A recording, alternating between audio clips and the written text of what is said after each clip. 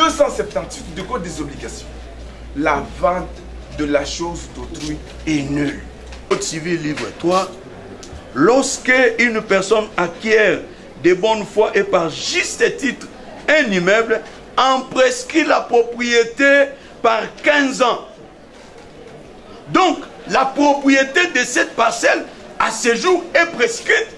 La demanderesse Matueta Mpiangoyi Pamela, liquidatrice de la succession Matueta Ngoyi, vient au tribunal de grande instance de Kinshasa Gombe solliciter le dégarpissement de Caroline Kinziangou Malakou, Mayala Kikole, Kakwama Richard, Mayala Nzal Babel Justin. Le fait remonte à l'année 2001. Selon les avocats de la partie demanderesse, le feu père de leur client Matueta Ngoyi Pamela aurait laissé plusieurs biens meubles et immeubles, entre autres la parcelle portant le numéro 4876 du plan cadastral de la commune de la Gombe, qu'après le décès de leur feu père, la première défenderesse Caroline Kinziangou aurait par l'entremise de son enfant Mayala Nzal Babal Justin fait confectionner un faux acte de vente de 2000 sous prétexte que le défunt père de la demanderesse lui aurait vendu sa parcelle. Sur base de cet acte de vente incriminé, le troisième défendeur aurait opéré la mutation de la dite parcelle au nom de la première défenderesse. Les avocats de la partie demanderesse affirment que pendant que le parti serait devant le cours des tribunaux pour faux en écriture, la première défenderesse serait décédée pendant l'instance,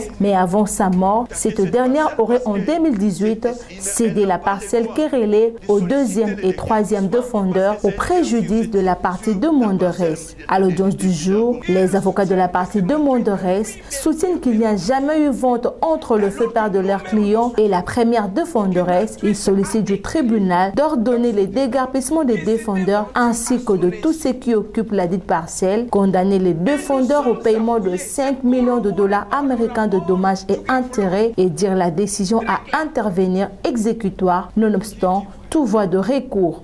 En droit, c'est-à-dire les biens fondés de la présente action. Je ne rappelle pas au tribunal les dispositions de l'article 276, 278 du Code des obligations. La vente de la chose d'autrui est nulle. Ça, c'est le législateur qui le dit de manière limpide et claire. Ce qui nous divise, c'est quoi? D'un côté, c'est-à-dire de l'autre côté de la barre, ils soutiennent que c'est Matueta lui-même qui avait vendu. Alors que nous-mêmes nous soutenons que Matueta a écrit dans son testament que c'était vendu à son insu. Vous allez donc dire, nul. La prétendue vente intervenue entre Matueta et Caroline Kinziangou. Parce que Matueta n'a jamais été parti à cette vente. On a demandé le déguerpissement. Mais avant de demander le déguerpissement, il y a un autre argument. Fraus omnia corrompi. Il y a une fraude. Et dans le premier certificat au nom de Kinziangou, et dans le dernier certificat, on a fraudé au droit et du défunt et des héritiers. Et donc, vous avez autant de raisons.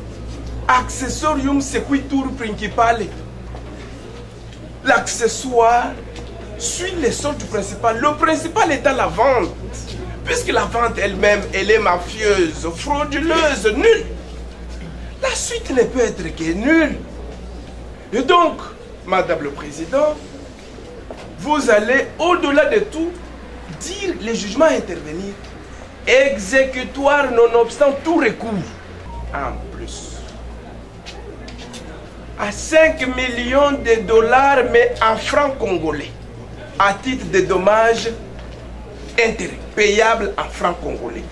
5 millions de dollars américains comme monnaie de référence, mais payables en francs congolais.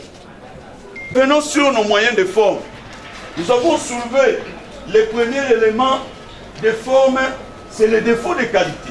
Les avocats de la partie défenderesse, pour leur part, sollicitent du tribunal de dire irrécevable la requête de la partie demanderesse pour défaut de qualité dans le chef de la demanderesse et prescription de l'action publique. Venons sur nos moyens de forme. Nous avons soulevé les premiers éléments de forme, c'est le défaut de qualité. Donc, à ce titre, elle n'a pas le droit d'attaquer cette parcelle parce qu'elle n'a pas le droit de solliciter le déguerpissement parce que c'est un tiers sur la parcelle de la Gombe. Elle est également tierce pour attaquer une session conclue entre d'autres personnes et elle vient attaquer la session conclue entre mère et enfant. Non, c'est une tierce, Madame le Président. Et en cela, vous allez dire qu'elle est en défaut de qualité, Madame le Président. Code civil, livre 3, lorsque une personne acquiert de bonne foi et par juste titre un immeuble, en prescrit la propriété par 15 ans. Donc, la propriété de cette parcelle, à ce jour, est prescrite. Si vous prenez 2000 où la vente a été conclue et la signation est introduite au mois de décembre 2022, c'est 22 ans après, Madame le Président. 22 ans après, alors que la propriété de cette parcelle est prescrite. Cela voudrait dire quoi? Toute action pour attaquer quoi que ce soit sur cette parcelle est prescrite. Madame le Président, vous allez déclarer cette action irrécevable pour prescription. Donc vous allez déclarer cette demande irrécevable parce qu'il y a prescription de délai. Madame le Président, tels sont les préalables soulevés. D'ailleurs, votre tribunal peut même se limiter à ce niveau sans pour autant. C'est à quoi nous avons demandé d'abord de commencer par les préalables. Madame le Président, qu'est-ce qu'il reste à dire? Nous avons rencontré tous leurs moyens au fond. Et je rappelle aussi, il y a des jurisprudences abondantes par rapport à cela. D'ailleurs, moi je fais état du jugement rendu par... Le ministère public, dans son avis, demande au tribunal de faire droit à la requête de la partie demanderesse. Par ces motifs, plaise au tribunal de CADD irrélevant les moyens soulevés par les parties défenderesses et vous direz recevable et fondé l'action de la partie demanderesse et vous allez lui accorder le bénéfice intégral de son espoir introductif d'instance, sauf en ce qui concerne les dommages et intérêts que vous allez fixer juste et équitable. Frais et dépenses comme devoir. Telle est notre intervention. Après avoir entendu toutes les parties et l'avis du ministère public, le tribunal clôt le débat et prend la cause en délibéré pour se prononcer dans le délai de la loi. Dans les délais de la loi, soit au plus tard le 10 avril 2020.